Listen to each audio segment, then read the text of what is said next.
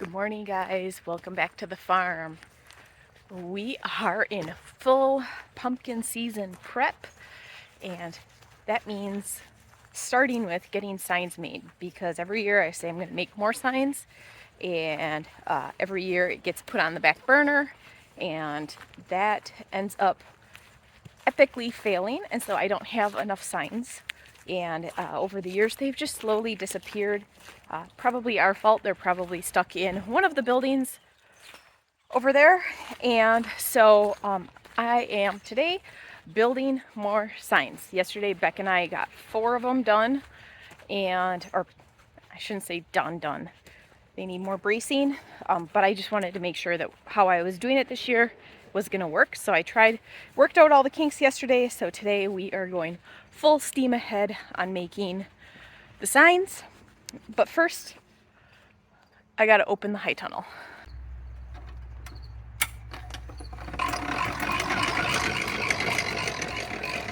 How many tomatoes I have to pick today? It's a lot.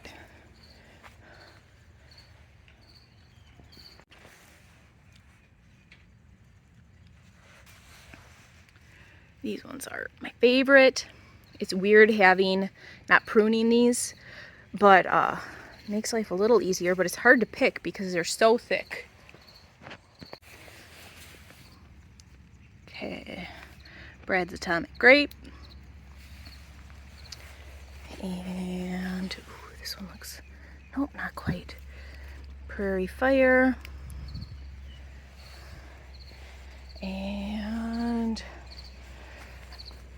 these guys are looking really good. When these guys are like really ripe, they're delicious. But it's taken a while for them to ripen this year. That one looks good. I did notice that my first habanero pepper actually was ripening the other day, so I want to check on that while I'm down here too, because that would be really exciting if I finally had a ripe one of those. So it's these 5 plants right here. And oh, I see a little orange in there. Oh, look at that. Doesn't quite look ripe yet though.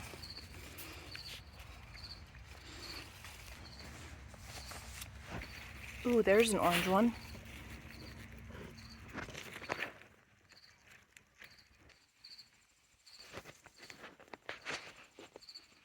Look at that bell pepper. Look how big that is. Okay, I'm getting distracted. I'm going to do all that on my next garden tour because it is the 15th, and so that means I have to do a garden tour. So I will probably film that today or tomorrow after I get these signs done. Signs are my priority. I need to focus on that. But with that said, let's just stop and look how beautiful everything is right now. Look at all those pumpkins. You can see the yellow mixed in, white mixed in. I can see the bees floating from plant to plant. My sunflowers. Look at these guys. I wish I could just soak all this in. Look how beautiful it is. It feels surreal that I am growing all of this because I have no previous experience. I'm just learning as I go. So that feels so beautiful to look out and see this and see what I'm growing and that I'm actually doing this. Look at all these bees. Oh, they just make me so happy. Look at that. They're completely covered in pollen.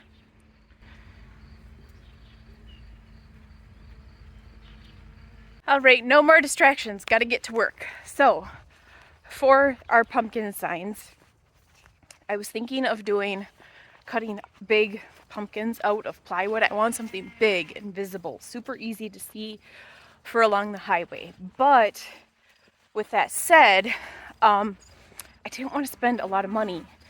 So we have a bunch of wood slabs, and so that is what I'm using just because I have it on hand. If you're trying to do this at home, it'd be very easy to use like 1x4s, 1x6s, whatever you are able to get your hands on.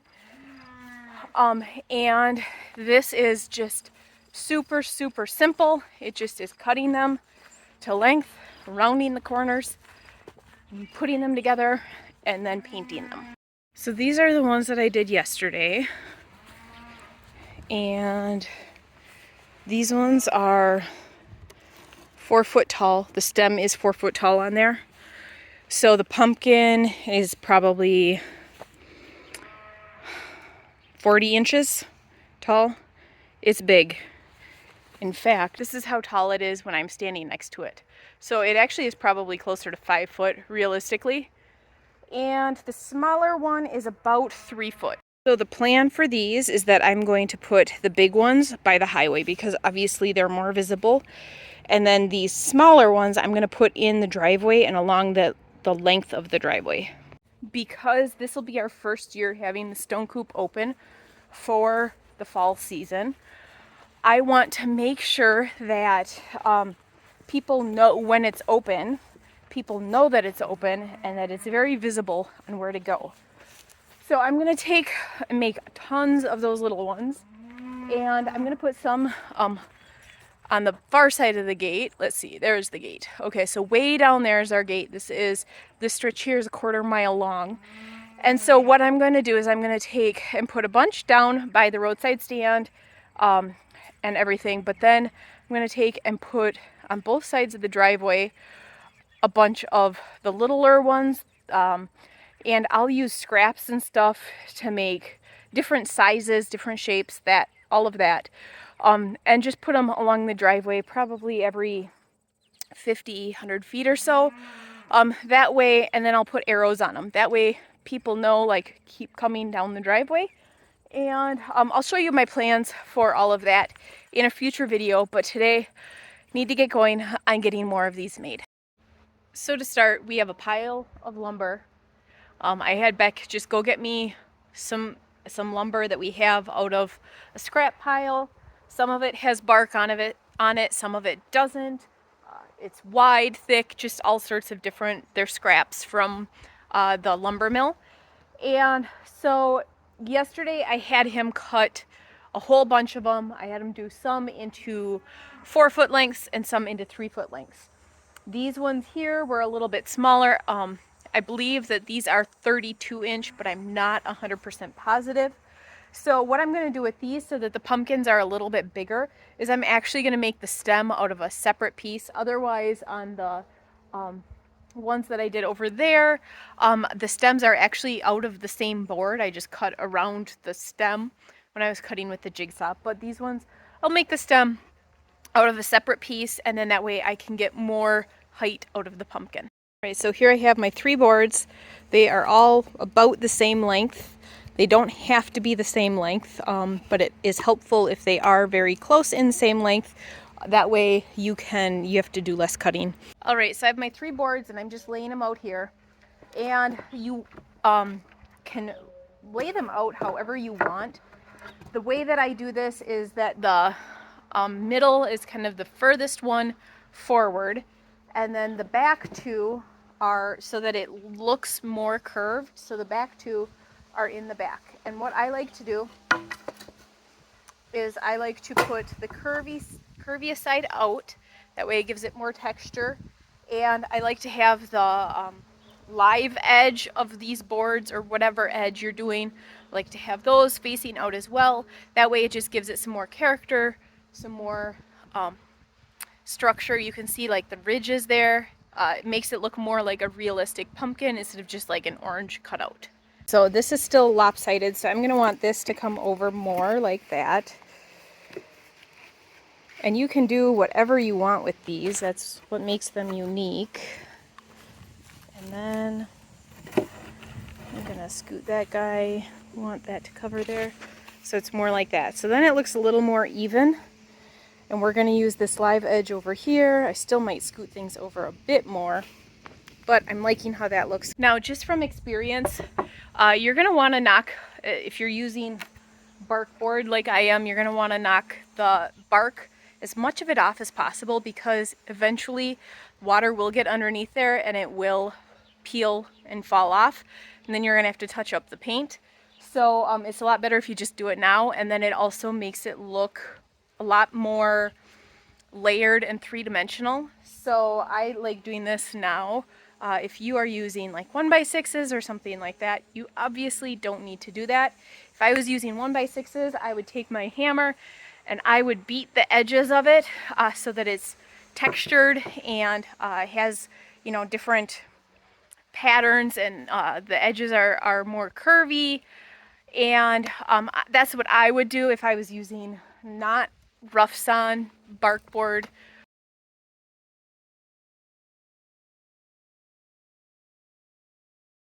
All right, so I got the bark, most of the bark knocked off of that. Now I gotta knock the bark off of these, and now I'm going to shape my pumpkin.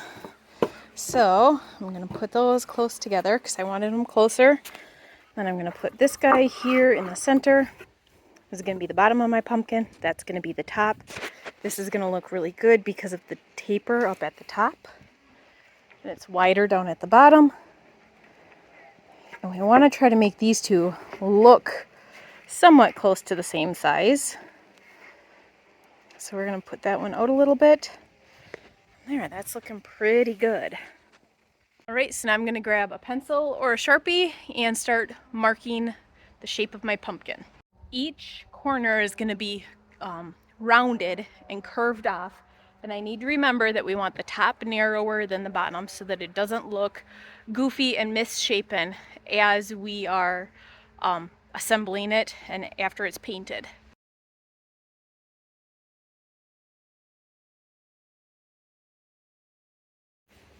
So the next thing to do is to cut out on the skill saw.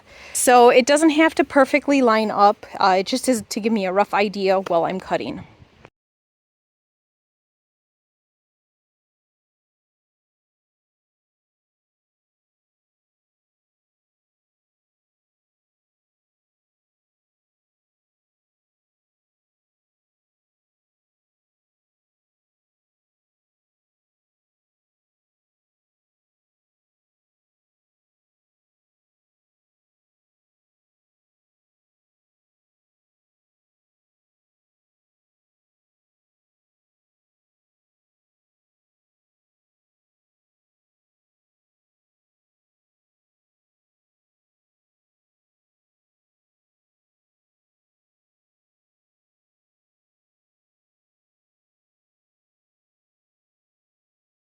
And there is going to be the final shape. Actually, I'm going to cut right here. I'm going to trim just a little more so that's a little more pointy. But other than that, that's going to be the shape of the pumpkin. We're at the top. This is what it looks like from the bottom. So I'm going to cut that and then start painting orange.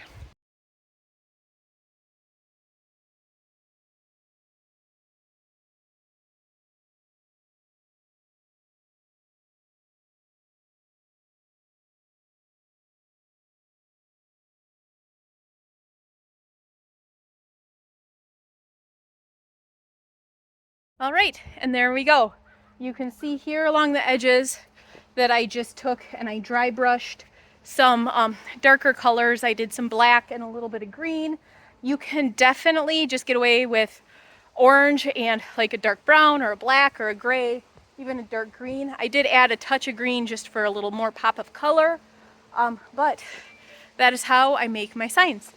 So now I'm going to get some narrower, like maybe a 1x3-ish boards and put like a cross for the big ones that says pumpkins with an arrow. The ones for the driveway, I'm gonna do like an arrow going up and down. This is like a head or something like that. I haven't quite figured those ones out because I do want them to be going across. But I also kind of want an arrow, but I don't want to mess up the pumpkin. I don't know. So that is how I do the pumpkins. So now I have 3 littler ones. They're all 32 to 36 inches done, and then 2 of the 4-foot ones done. Right, there is all 5. And I was able to use all scrap materials. I was able to use paint I had on hand. And I am loving how good they look. That is really going to be not bright and obnoxious, yet rustic, yet kind of goes with like the stone coop. and everything. So I am loving how this looks. Before I forget, I am going to take my brush and a little bit of orange paint and dry brush that dark spot. There we go. That looks much better. Those are awesome. So I have enough to do probably 6 out of that pile right there and 1 right there. So my goal is to get 7 more done today. So I'm going to stop filming and start getting to work. That is it for today's video. Thanks for tuning in. We'll see you guys next time.